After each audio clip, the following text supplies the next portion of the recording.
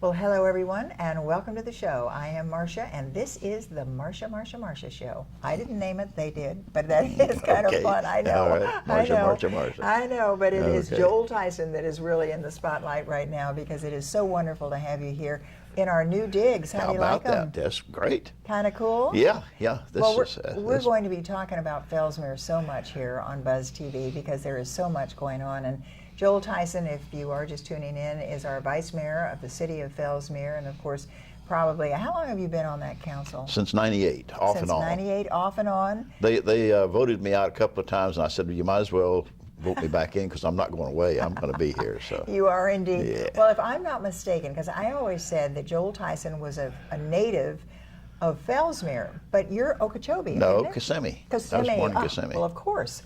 But people ask me if I've lived in Fellsmere all my life, and I tell them, no, not yet. Not yet. I love that. That's right. Yeah. Well, I want to talk to you about how you've seen Fellsmere change a little bit and all these wonderful things that are going on. We've got elephants and shrimp.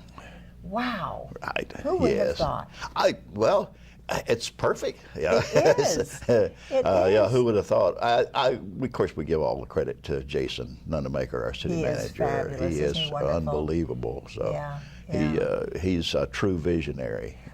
Well, I think he does it in such a way, too, that it's like, oh, why didn't I think of that? Mm-hmm, yeah. Because he's just so great about this, and I think he loves Fellsmere as much as we all do. Oh, yes. And that's part of it. But as you do as well, Joel Tyson, because when we think about this shrimp industry, how is it going? It's going good. As a matter of fact, they broke ground on their second building out there. Wow. I told you about the first building, right? Yes, it's 4.13 acres under roof. They can harvest 1 million pounds of shrimp. And one of the latest things is the shrimp that they harvested last year, the embryos came from somewhere else.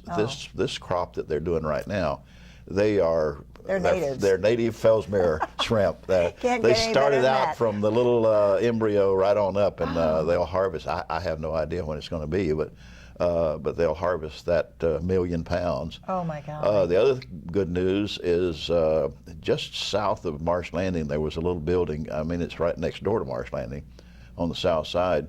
That was the Grange building for years and years and years. And they have leased that building, and they've remodeled it and put a front porch on it. It looks like an old Florida building, a cracker house. Sure. And that's going to be their retail outlet for shrimp. You can go. Yes, you can go in there. And if I'm not mistaken, these are really big shrimp. They're supposed to be like 12 to a pound. Wow. Oh yeah. What we get in the store now is jumbo shrimp is like 20 to a pound. Right. So these are they call them prawns. Well, then big that's prawns. The biggie. Yeah. There you go. Well, one of the things too is that I think I was so startled when I was first talking to, and I think the gentleman who is the head of the group over there, John. No, they're Cliff Morris. Maybe it was Cliff Morris. Yeah, it was from South Africa. South Africa. Yes, he was on the show, and we were talking to him about it. When I said, "But wait a minute, you're in Fellsmere, and you're growing shrimp. They need water. You're miles and miles and miles away from water." And he said, "No, we're not." It's 900 feet. Yes, they bring up brackish water. Yeah. So Fellsmere has everything. Well, that's the shrimp that we're talking about. No, I'm not finished with shrimp yet. Oh, you're not? Well, we have 30 seconds, and we're going to come back. Okay, we're going to have Shrimp Fest. It is official now. You're the first to hear about it. A Shrimp Fest. A festival in March. And we are, so forget the frog legs and all the, no, don't forget those. Those are always wonderful, but now it's a Shrimp Fest. In addition to. So when we come back, we might even talk about an Elephant Fest. No, we won't. But we will be right back. Stay with us. I guess sometimes things just happen. Devastating things.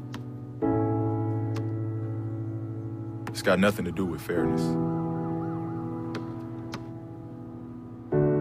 Bam.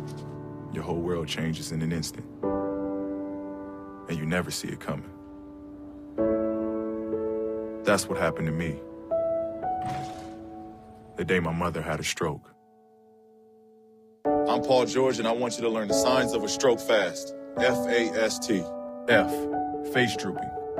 A, arm weakness. S, speech difficulty. T, time to call 911. Because the sooner they get to the hospital, the sooner they'll get treatment. And that can make a remarkable difference in their recovery. Protect the ones you love. Spot a stroke. F-A-S-T. fast. Well, we are going to definitely get you involved in this Shrimp Fest. Wow, in Fellsmere. Tell me a little bit more about that. Okay, well, we started, this was an idea from the people with the shrimp farm told me that they were thinking about something like that. But the Sebastian Rotary Club and the Fellsmere Exchange Club have joined forces because we're both small clubs. And we've got our bylaws and all this stuff. And we're getting all of our information and help from the Clam Bake and the Frog Leg Festival. They've been a tremendous help to us. Oh, yes, and we've been working on it for like a year and a half so that we can get this thing going. So yeah, this is just amazing. Yeah. I mean, here, Fellsmere and a Shrimp Fest. And this is so wonderful because wherever you go, and I know you're going to have T-shirts. Oh, yes. Because it's amazing who you meet all over the world when you're wearing a T-shirt from either the Grand Seafood Festival or the Frog Leg Festival, and now the Fellsmere Shrimp Fest. Wow. So we're all set. I'll talk to Holly and we'll get Michelle Napier. She's heading up the committee on that thing. We You need love to get her. that. Get her Absolutely. in here, so. And when is that going to be? In March. I think it'll be the first weekend in March. Oh, boy.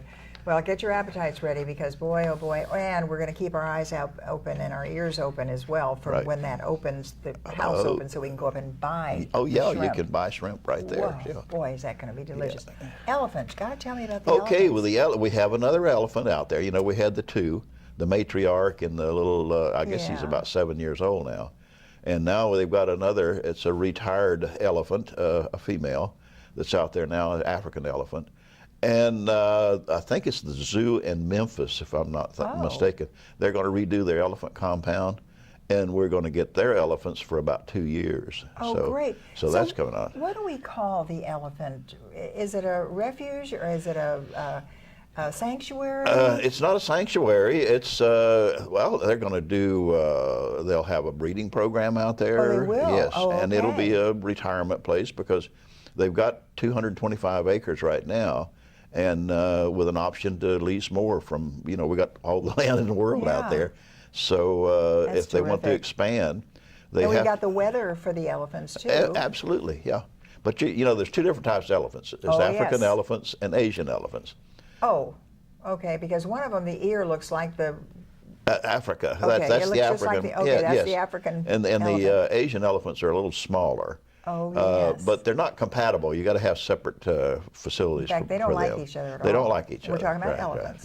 Right. Yeah. So, well, that's interesting. So we'll learn the history too. Is there a tour that anyone can go and see? The elephant? What they're really looking for is donors, and they will make accommodations for donors. For individuals. It's not a big. Well, individuals, they like to keep it down to about 20 people for safety reasons. And that makes sense too, Yeah, because yeah. it's not really a show place, and yet we are so proud of it being in Fellsmere. Got about 15 seconds to go. Anything else? Well, they are talking about eventually building a visitor center out there with an observation platform where you can observe the elephants out in their natural habitat. So that's in the long-range one planning. for the elephants and one for the shrimp. That's it. Oh boy, this is going to be so wonderful. Well, you're going to come back frequently right here on Buzz TV.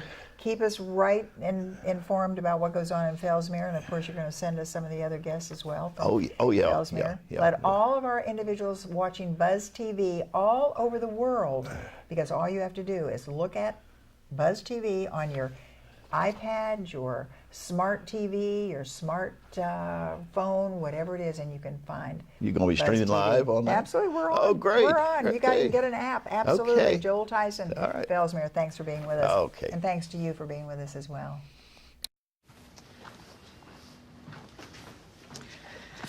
All right. I know this isn't any fun to talk about, but we should. Okay. So who's going to do what? I'll pack the dead batteries. Great. I'll only put what I don't need into a duffel bag. Perfect. That's totally unhelpful. No problem. Meanwhile, I will try to comfort everyone by speaking in a calm voice. And I'll try to get the generator going without any gas. Oh, let's not forget the cell phones, which probably won't work. Right. And who is going to handle supplies? I can forget to do a list for us. Thanks, pal. Well, I think we couldn't be any less prepared. I'm proud of you guys. Talk to your kids about who to call, where to meet, what to pack. Visit ready.gov/kids for tips and information. Well, welcome back, everyone, to Marcia. Yes, indeed, and I am indeed Marcia, and I am here with two of the greatest guys in the whole wide world. I had such fun talking with you all the other day. Let me welcome, first of all, Greg Simpson. Wonderful to see you. Good seeing you as well, Marcia. Thank you for having me this morning. Would you just say a few more words? We love you, Marcia, we love you. Let me tell you, I just love that voice. Freddie, you did it. You brought him I on. brought him on. That's you did right. indeed. Well, it's wonderful to see you, Freddie Woolfork. And of course, we all know you for so long here in our community, Freddie, doing so many things. And now, of course, really doing some extra special things with our Gifford Youth Achievement Center. Achievement Center. We Yes, changed indeed. the A. Absolutely. Right. But it's so good to see you. Tell me exactly, what is changing at the Achievement Center, the Gifford Youth Achievement Center, and what is going on this summer? Well, basically, as Gregory and I were discussing before the show, there's a paradigm shift. The way we look at things. We attended a couple of workshops that help us to focus more on the whole scope, holistic approach, if you will. And what's going on is that we are targeting that nucleus that caused success to breed. What do you mean by that? Well, the seed of education. That's the nucleus. You bet. So if we can get a kid educated, teach them how to read, to rationalize, and be able to regurgitate that which they have read, that is remarkable. So with the moonshot moment there at the Gifford Youth Achievement Center, with our Cub Scouts, with our Boys to Men to Greatness, the bridges to poverty, exposure, the kids at Hope, all those things. I see this, and you have so many different projects, really. And I love it because when I was first meeting you and talking with you, Greg, that, of course, Freddie attached you over to some of those shows. And then I realized, my golly, you've got a fabulous group of people there working with these young people. What is your dedication to these young people, Gregory Simpson? Well, most often you hear me say my plight is experience and exposure. My dedication is to make sure that our children get the proper experience, they receive the proper exposure in order for them to be more whole individuals. Yeah. I understand a lot of children make mistakes not because they're bad, not because they want to, but they just don't know. Mm-hmm. They just don't know what route to take. You also mentioned the other day while we were speaking that really they just need to know that they're loved. Yes. Sometimes I say, just hug a child. Yeah. You know, we're in a culture where with all the bureaucratic tape, we left that personal touch with children. And children are like flowers. They need water, they need sunlight, and they need hugs. They need someone to say that you're special and I love you. And I think that's also a missing key component as far as their development. Well, I think you all set such great examples as well, and I think that is what is so key as well. Now, of course, we are talking about the Gifford Youth Achievement Center, and you do have these projects that are going on all summer long. We're going to take a little break right now and come back, and I want you to specifically not only talk about these summer projects, but also how we in the community can help all that. I guess it's really kind of a composure of so many wonderful children up there. We want to know what we can do to help. Exactly. So is there a website, first of all? It's the Gifford Youth Achievement Center .net. And basically just go online and look up the Gifford Youth Achievement Center and you'll see it. You'll see the building, you'll see the children, and from there you see our mission statement where we're located. I did that actually. I Google everything. You don't even have to know anything. Just Google it and you can find it. But we're going to be right back with Freddie Woolfork and, of course, Greg Simpson and telling you all about what is going on up there at the Gifford Youth Achievement Center. So don't go away. We're going to be right back.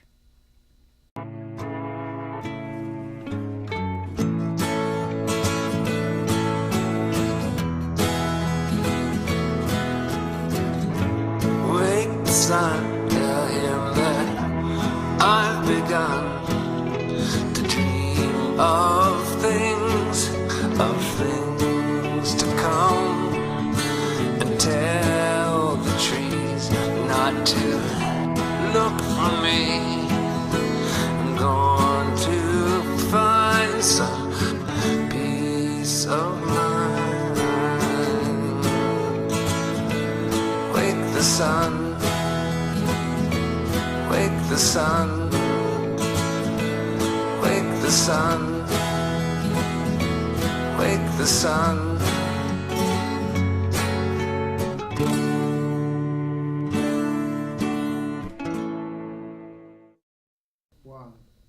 Well, we truly are back very quickly because oh golly, everything we talk about, even I would just want everything to go on the air because there is so much going on up there at the Gifford Youth Achievement Center. So this summer, you're going to be really active. Really active. We're expecting approximately 200 kids to come and just enjoy a fantastic period of nurturing. And you heard those two words, period of nurturing. We're not going to roll out the basketball and say, I'll see you in 8 hours and come back and go home. Nope. We're going to have in the morning time a hot breakfast for you. At 7:30 in the morning, have 2 fantastic cooks, eggs, bacon, grits, and all that good stuff. And then after they go to the classroom from 9 o'clock until about 11:30 or 12, then lunch, and afterwards they go out and have the fun. Remember, Marcia, we haven't changed our philosophy. It's the broccoli first and the candy later. You got to have the broccoli, which is the education. Why is that so important? It's important because teachers and psychologists and psychiatrists have said a child loses during the summertime if they're not engaged in some type of academic settings. And so we, for the last 10 years, have instituted that type of approach where the kids understand that they're going to go into the classroom. Teachers are writing and commenting and saying, what are you doing at the Gifford Youth Achievement Center? These kids come back in the fall ready and on task. It's because we are avoiding the summer slide. The summer slide. The summer and slide. It's broccoli first and candy later. That's right. Yes. All right. Couldn't go without one analogy of Freddy Woolfork. Got to have one. Yeah. So what part do you play? I mean, how are you working with these children? What is their response to you? Well, I mean, I love the responses because, like sales, 99% of the time they're going to tell you no. No, I don't want to do art. No, I don't want to do archery. No, I don't. But when you get them into the arena, the eyes just open like, wow. Oh, yeah. Look, Mr. Greg, look what I drew. Look what I painted. Look what I created. Oh, look, it is fun. Can we do that again? And that's how you know that you're winning. Oh. And, we're losing that. We're letting children make the decision. Not saying they're not educated to make smart decisions. They're very intelligent people. Sure. But we are the adults. We know what is needed for them to get to that next level. And at the Achievement Center, that's what we're doing. We're providing activities that leads to achievement. And some learning as well, as you Exactly. say. And I think this is what it is. And knowing and letting those kids know that they are loved. I think that is probably the number one thing That's as paramount. well. But you do have then, when you go into the classroom, they are truly learning. They are taking courses. Oh, yeah. We're working on marine biology classes coming up in the summer. We're looking to see how we can incorporate the STEM program. The teachers are doing typing in the computer lab. They're not just playing on the computers anymore. They're doing the Khan Academy. They're prepping for the Common Core exam. We're doing everything that we need to do on an academic level. Do you know, I think this is what it's going to take, because we Yes, have all, and we mentioned this the other day when you all were with me, we have been sitting there in front of that TV and seeing those horrendous things that are happening Yes. in the Baltimore area and Ferguson and all around, and we see what the press is doing to really, I think, antagonize the whole thing by just keeping it right out there. But it just shows, and I think overall, everyone said the one thing they were lacking was education. Education. And that's what you all are doing. And that's exactly what we talked about the other day. We talked about that lighthouse approach, how they need direction. We're labeling people without knowing the total story. You get to find out a person's story. Why are you reacting this way? Why are you pursuing this route instead of another route? All right, here's what we're going to do. I just got the 30-second signal. That means we got to wrap it up. But we Okay. have to have you all come back frequently. We will. But if I'm not mistaken, we are going to have the Freddy and Greg show right here. All right right. here on Buzz TV. Coming in the near future. Oh, absolutely. And one of these days I'm going to have Greg sing. He says, no, I won't sing. But he's got a voice that you can listen to the whole time. And you've got your analogies Thank are you. wonderful, too. Thank so you. be looking for the Freddy and Greg show right here Coming on Buzz soon. TV. Coming soon. Thanks so much, guys. Thank you. And we'll be back. Stay with us.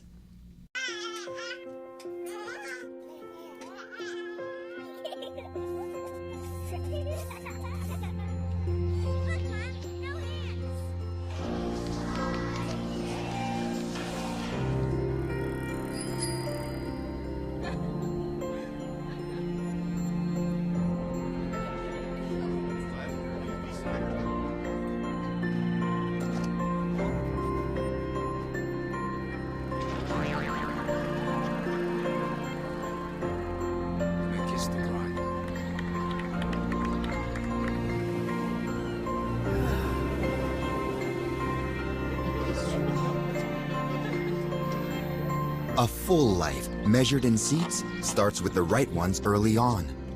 Car crashes are a leading killer of children 1 to 13. Learn how to prevent deaths and injuries by using the right car seat for your child's age and size. Well, welcome back to Marcia. Yes, indeed. That's our new show. Janet Winikoff, good to see you. Good to see you too, Marcia. I didn't pick it, but it is fun because we're going to be talking about everything. And when I found out that you were going to be one of our first guests, I thought, oh, back in the good old days. And it's so much fun to have you here. And, of course, to talk about the Humane Society. Yes. So important. And you have brought Herbie. I did. Herbie is 2 months old. He's a cute little boy, and he is available for adoption. So besides Herbie, we have lots of dogs and cats, birds, rabbits, hamsters, gerbils, all waiting for wonderful homes. So we really encourage everyone, please come out to the Humane Society, check Herbie out, check his friends out. We'd love to have you there. Do you know, I think that's so important as well, Janet, because so few people realize that. And remember when because I've had two. My Rastus, it was so wonderful, I had for 17 years. And in fact, I adopted him on the air and had him. And then when we lost him after 17 years, then have Essie Mae. And I wasn't going to do it. I just went out there and looked, and I thought, no, I can't do this again. And all of a sudden, you take a look, and you see them. Melt. You melt. In fact, I looked, and I said, no, don't even look at me. And then I look again, and they're right on their little cages going, and they're rolling over for you, and they're begging. In such a sweet way to... Yeah, although you all treat them so beautifully out there. But it's not the same as having a home. So. No, now you're trying to convince me that my Essie Mae might get along with that one. I don't think so. But you never know. And that's right, you never know, Marcia. Do you have someone there who can talk about how cats think and believe and react? Absolutely. Not even just cats, but dogs too. We have a full behavior department. So we do assessments for the cats and the dogs where we can kind of get a feel for their personality. And so what we do is after we do this little personality test for the dogs and the cats, when prospective adopters come in, we have them do a form and fill that out. And then we can get a sense of what their lifestyle is like and what kind of animal they're interested in, so that way we can make a perfect match. We kind of call it the eHarmony of adoption. I love that. So yeah, that way you can make a great match between a family and a pet, rather than just picking out an animal straight by looking at him or her, the breed. Well, there is something so special about having an animal in the house. And for children, I don't know if it's just because they won't talk back to you. You know, they won't. We're talking about the pets, right?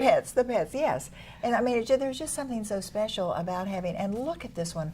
Now Herbie is available. Can we? I don't know if you can take a close up of that, or if we should hold him up a little bit. But look at him. How old is Herbie? Herbie, his collar is a little loose here. Herbie is 2 months old. 2 months old. Yes, and he just came into the shelter a few weeks ago. So he's been in foster care, and we've had staff and volunteers who have been taking him home and making sure that he's been doing well.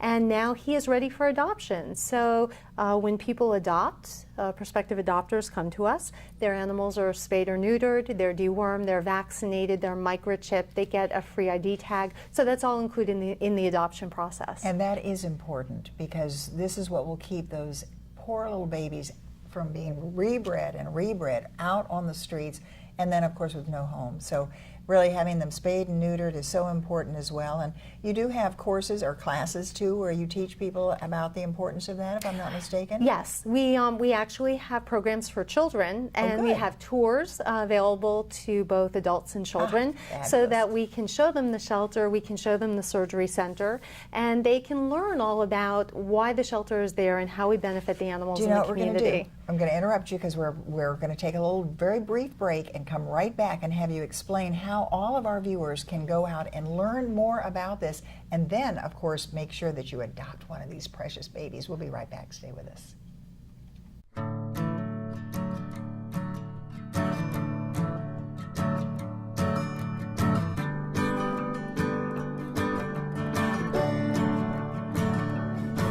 Oh, listen now, can you hear the bluebirds? Oh, look up now, can you feel the sun? Oh,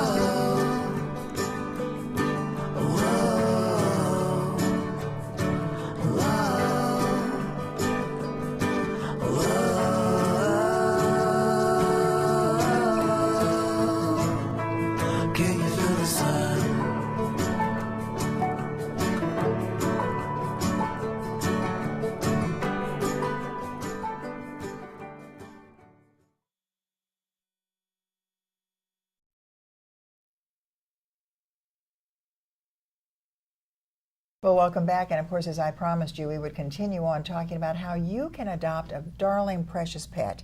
Could be a cat, could be a dog, could be a hamster, a bird. Rabbit. We have 2 horses available for adoption. So yeah, lots of different animals. And the tours that are, do you have a website? We do, and it's www.hsvb.org. So just think humanesocietyverobeach.org.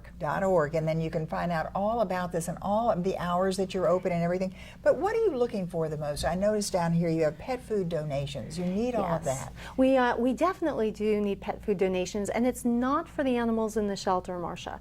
It's actually for animals who are out in our community. Our shelter is trying to do something called intake prevention. We know that there are people in the community who are still struggling financially even after the recession has passed, and that they love their animals dearly, but they don't want to turn their animals in, but they may also not be able to afford taking care of their pets. So what we do is we ask the community to donate pet food, and then we redistribute that pet food back out into the community so that we can keep pets and people together. Oh, that's terrific. We also work with groups like Meals on Wheels, so that for people who may be homebound or people, again, who may be struggling, we can provide those that food for their pets so that we can keep those animals and those people together in the homes and with the people who love them. And the animals will love that as well. Absolutely. Oh, yes. Well, now I did notice down here, too, the thrift shop donations. You have a fabulous thrift shop. 2 thrift shops, yes. One in Vero and one in Sebastian. Oh, how terrific. And so people can go there and, of course, find marvelous things and also donate some of their things to the thrift shop. That's right, Marcia. You know, the donations are so important because the money that's generated from those donations goes right back to helping the animals of Indian River County. That provides spay-neuter services, vaccination services, adoption services, education, cruelty investigations. Terrific. All of that is done with the help of our thrift shops and our community. If you're just tuning in, I'm talking with Janet Winikoff, and of course she's the education director. I give you all sorts of titles with the Humane Society. She knows everything about animals and pets, but I think also that I love when you discuss the importance of having your pet identified. Yes. And that identification tag. Now, I have a kitty cat, but she is an indoor cat, but I don't have I've tried so hard to put something around her neck and she won't let me. Okay, so we can show you some tips and tricks on how to keep that collar and tag right on her. Here's the thing. First of all, the Humane Society offers free pet ID tags to anybody who needs them. So even if you're out of county and you need one, you can call us and we can issue a free pet ID tag. It has our 24-hour paging service on it, and the tag says, "I am lost." So Herbie actually has one right here. And that way people can see it, and then if they see "I am lost," they can call the phone number, they can read off the number on the tag, and then we can call the family to let them know that their pet has been found. It's really important. You know what I want to do right this very moment? I want to tell you that I have the most beautiful calico cat that comes over to peek and call to Essie. I know she's lost. I know she belongs to somebody. She has no identification. And of course, when I go out there and give her a little bit of the food, which I know I shouldn't do because then she just wants to come back, or he, I think it is. But you can tell he's very, very skinny. He's beautiful.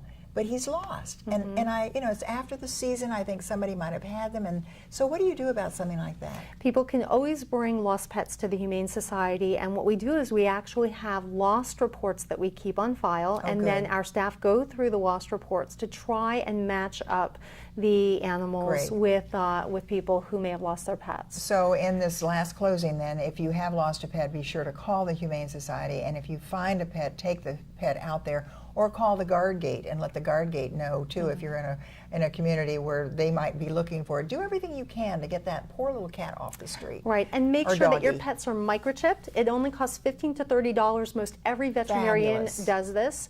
The Humane Society offers. It's not like a GPS, but it is a permanent form of ID. And also, again, the Humane Society has those free pet ID tags. Just come by the shelter. Gotta wrap this up. Oh, absolutely. Humane Society right here, and it's go online, find out all about it. It's just think Humane Society. Vero Beach. Vero Beach. Yeah, hsvb.org. Yeah, .org, and just find out everything about it. And Herbie, oh, let me know if you adopt him. He's just adorable.